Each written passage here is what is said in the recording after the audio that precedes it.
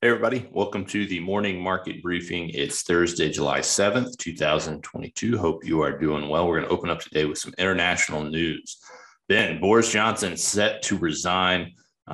This comes just a day after 50 ministers and government aides resigned. He's been feeling the pressure. It's certainly been heightened over the last couple days, couple weeks. Kind of an interesting story. We were talking about this before we started the call, just on a political level. Ben, what do you say ultimately did him in? I think it was the fact that he is a pathological liar. And the problem is he lies about a ton of small stuff and he continually does it. And it almost seems like he doesn't know what he's doing, which is kind of the definition of pathological. It's not an intentional lie. He just lies, which is dangerous to have as the leader of the country. And there were a lot of people who were just bailing on the government. 50 people resigned over the last day and a half. So it's pretty interesting that it wasn't COVID, it wasn't Brexit, it wasn't Ukraine, it wasn't even the economy that took him down. It was attending a party in Downing Street, appointing a whip, and there was a whole bunch of stuff that went on with that. I think ultimately he was very good in terms of Brexit. He wanted to be in the post until the 2030s, but the problem is he got to tell the truth as an elected official, and he didn't do that. Yeah, it's kind of, in a weird way, refreshing. I mean, I feel like both sides of the aisle here in the U.S., I mean, you don't often see someone just taken down and taken out of their position for telling lies, for saying things that are dishonest. But over there, that broke him. So kind of an interesting dynamic. Tom, any thoughts? Yeah, I think that, on a scale of things that get people in trouble over here, we had Gavin Newsom going out to eat and breaking lockdown rules. He made a law last week saying you couldn't fly to a state that had new abortion laws on California state money. And then he immediately flew to Montana to vacation, breaking a law he had made like 5 minutes before, which I think, a lot of these things are as bad, if not worse, than what Boris Johnson did. But it is, like you said, it's refreshing to see somebody go down for being dishonest at a political level, for normal stuff. What's really interesting to me is if you look at the dichotomy between the U.S. system and the British system, both are motivated by self-interest. Politicians are motivated by self-interest on both sides, in the U.S. and in Britain. But in Britain, they will eat their own because it serves their self-interest, because it's more grassroots, more parliamentary system where they actually need to campaign for their own vote. The political parties are less influential. In the US, you just don't see people eat their own. I guess you kind of see that a little bit now with Trump, but that's, he's not president anymore. He's an outlier. And you think of all the people that were never Trumpers during the 2016 primaries on the Republican side who immediately fell in line and followed everything Trump did and defended him and supported him. That probably would not have happened. Right. Yeah. Exactly. I find that just an interesting commentary on. I'm going to miss politics. His accent. I like Boris Johnson's accent. He's a good British. So fancy. Yeah. He's very British. Yeah. I bet the next person will be as well, though. So he's going to stay in office until they find a replacement. Ben, any thoughts on how long that'll take? Any candidates? It could take, a month, could take a few months. It looks like Richie Sunak, the guy that we talked about yesterday, who just resigned, he is probably the favorite. I think that whoever replaces him will not have his same flair. They won't have his same kind of Churchillian-esque-ness to him. And I don't know if that's good or bad, but it just kind of is what it is. A lot more technical, a lot more kind of traditional politician, and less maybe inspirational, but also potentially less problematic than someone like Johnson. Yeah, I would expect kind of the pendulum to swing the other way and have somebody a little more traditional. China is mulling a $220 billion stimulus package. They're thinking about allowing local governments to sell special bonds in the second half of this year. The debt would be used to pay for infrastructure spending as an economy that we've talked about quite a bit in different ways, but it's really struggling. It's not going to help here domestically on the U.S. side, though, in any way. Ben, what are your thoughts on China's moves, Tom? Either of y'all? Yeah, the first two things here. One is it's probably good for China, and you've actually seen China's market kind of stabilize now that they've stopped COVID lockdowns and they're talking about the stimulus. The flip side is it's probably not going to be good for inflation overall because, again, there's more demand stimulus into the economy, and especially on the infrastructure side, you're talking about raw materials and things like that. So I think that it'll be interesting to see how this shakes out. I think it is worth noting that this is a big headline, but this bond issue is probably going to happen in 2023 anyway. They're just pulling it forward. So I don't know. I do think it's significant, but with China, you kind of have to couch everything in some caveat. Yeah, and it's a big number. It's not a massive number. Yeah, that's what I was going to say is that like this bond issuance, which I'm choosing to call the Build Back Beijing bill, is only at 1/10 the size of what we were proposing just last year, on the $2 trillion Build Back Better program. It would have been so much more inflationary for $2 trillion. I mean, we're a country that's, 1/6 the size in terms of population, maybe smaller. And they're only doing 1/10 of what we are to boost infrastructure to stimulate the economy. I mean, I think that's a more reasonable and measured move. Even if they're just pulling it forward a year, I still think, it makes more sense to do that than to say, hey, we're just going to fire $2 trillion of spending to stimulate the economy. In drug world, Merck is in talks to buy Seagen for $40 billion, currently has a market cap of about $32 billion. Merck, we've looked at quite a bit here internally. They're very concentrated on an immunotherapy drug called Keytruda. Expectations are that could be close to 40% of their revenue later in this decade. They will lose patent protection at the end of this decade. They're looking to diversify business lines. Not necessarily surprising to see Merck looking for an acquisition. I'm not too bothered necessarily by the price tag. Given the market sell-off that we've had in that. Do you think this is a good strategic move, though, Ben, in terms of what they'd be buying? I think it is a good move. I think that the cancer drugs is something that you just have a ton of pricing power in that, and there are only a few companies that produce these drugs. So I think that you have scarcity value in this acquisition. I think that would be good for them. This Seagen company has a few decent drugs, these antibody drug conjugates, which should be helpful for the business, but it is 20 times revenue, 25 times revenue. So it's an expensive price, but that's how pharma works. And then over time, you increase the pricing and you grow into the valuation. So I think it's probably reasonable. The deal's been in the works for a while, so now we're just kind of seeing the culmination of it. Samsung came out with earnings, pretty decent quarter, pretty strong revenue. Ben, how much comfort does that give you relative to the broader backdrop of what we're expecting, not just from the economy as a whole, but also from folks specifically kind of in this portion of the tech sector? We're definitely seeing a relief rally this morning in some of the semiconductor companies, Intel rallying, as well as some others, Taiwan Semiconductor rallying as well. The problem is that this is just a preliminary result for Q2, so April through June. Micron reported last week, also maker of memory chips, and they had fine results, but then their guidance was just absolutely abysmal.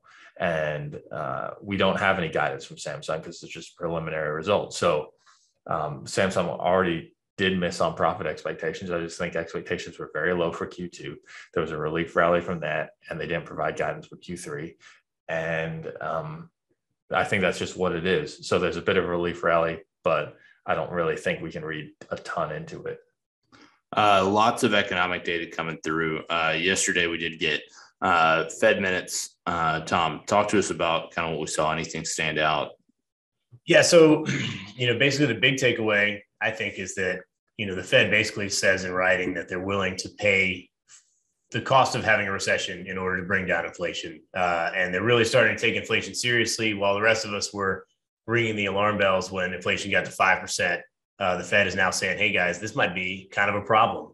And the way they kind of map that out in the minutes is essentially they're saying that inflation is really drawing down savings and it's doing it faster than maybe they had once anticipated. We had all this money from the stimulus checks and the consumer was in great shape and everybody's got money in their pocket. Well, that's gone away very quickly because prices have risen so quickly.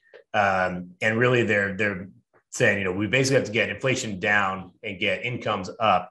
Otherwise, we're definitely going to be in a recession that I think is probably deeper than even the Fed anticipates. And then, if you really think about it, the recession and potential deflation is starting to get baked in, because what's happening is, on paper, everyone in the U.S. is losing about 3% to inflation this year. So even though incomes have come up, we've talked about wage inflation. Inflation as a whole is much higher. And basically, if you do a shorthand for growth, you got to be making more money every year. And right now we're losing about 3%. And if inflation stays high and wages don't increase, then that's going to accelerate. And what happens then? Well, people are buying less goods and services. The price of those goods and services come back down, and inflation will come down. But the result is going to be probably a fairly deep recession where people are going to be making a lot less money for an extended period of time. And people like making less money, companies are making less money. And that's something they really need to be on top of. They need to really thread that needle. But we've seen it just over the last couple of weeks with the GDP now just ticking down from 0.9 to 0 to -1 to -2%. The risk of inflation, I think, is here. I think we're definitely in a recession. I think we'll get a negative print on GDP. The question is, how long is that going to take before, things equalize? And, the China pushing through infrastructure stuff isn't going to help. But we're starting to see some signs that there's maybe a peaking in inflation, but, how quickly it comes down is really going to be the question. We also got ISM services yesterday at a headline level, a little bit better than maybe some expected, although there was a bit of a decline.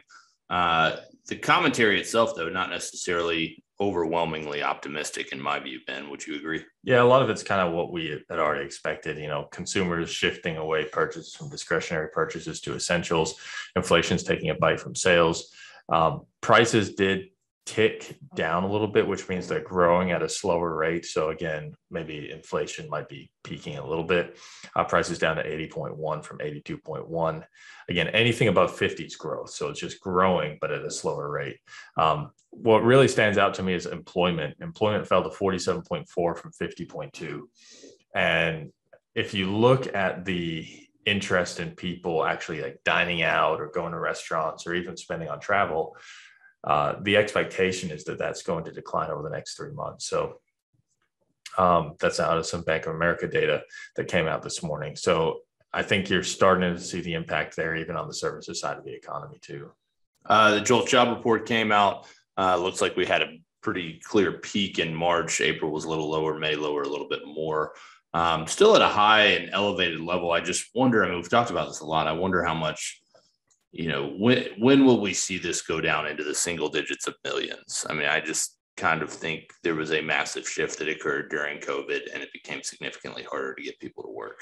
I think one thing that I am seeing is that in some reports, for example, Meta, a company that owns Facebook, they're basically just letting their job postings go stale. So they're not following up on it. They're not really refreshing it. They're just kind of letting them sit out there. So I think that there is a chunk of stale job openings within that number. But yeah, I don't know when we'll see that number come down, because it just seems extremely elevated relative to history. Typically would see 4 to 5 million, still seeing 11 million in this economy when people are cutting jobs and freezing hires and things like that. Even in anecdotal conversations that we've had with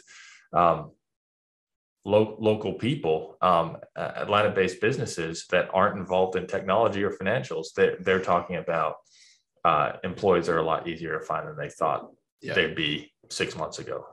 Yeah, and I wonder if there's even just some process inefficiencies in how that number is being calculated. Like it doesn't seem like it's necessarily reflecting reality, and I wonder if there's been some underlying shift in how people are posting jobs or maintaining them, kind of to your point on Meta, that is really skewing the data high. We did get initial jobless claims this morning at 8:30. The expectation was for 230,000 initial jobless claims. The last reading was 231. Tom, where did we come in?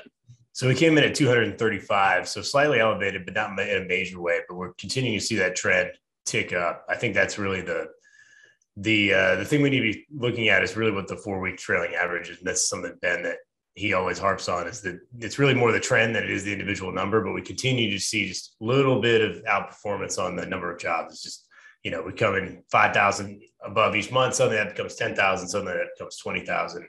But I think the writing is on the wall that the initial jobless claims number is ticking up on average, and we're going to continue to see that, especially with additional rate hikes. Ben, do you think that'll have any impact on the unemployment rate, which we'll get tomorrow? Yeah, I think it's going to. We had the Challenger job cuts number today too, which came out higher than expected. As there are more announcements, I think some of those are seasonal adjustments, but yeah, I think the unemployment rate is going to be above 3.6%. That's the estimate. That's where it was last month as well. I think you're going to see a bit of a tick up there, not a ton, but a bit.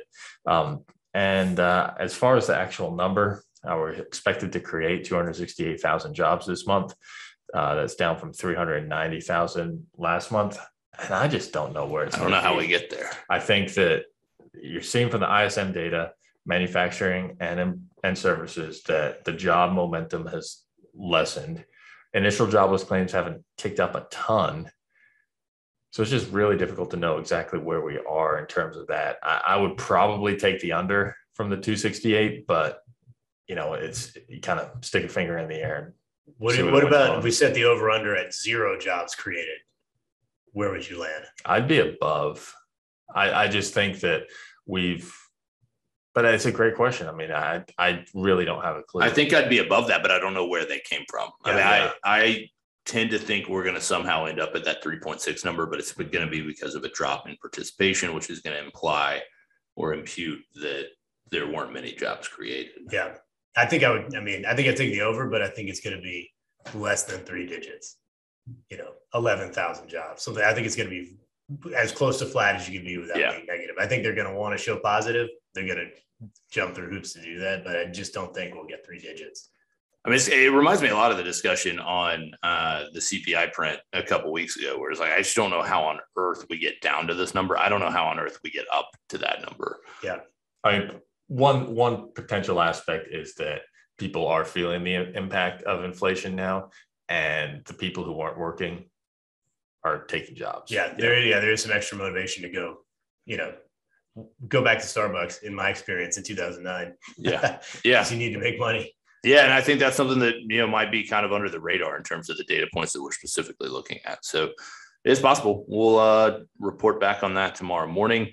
I hope you guys have a great day. We'll be back tomorrow at 8:30.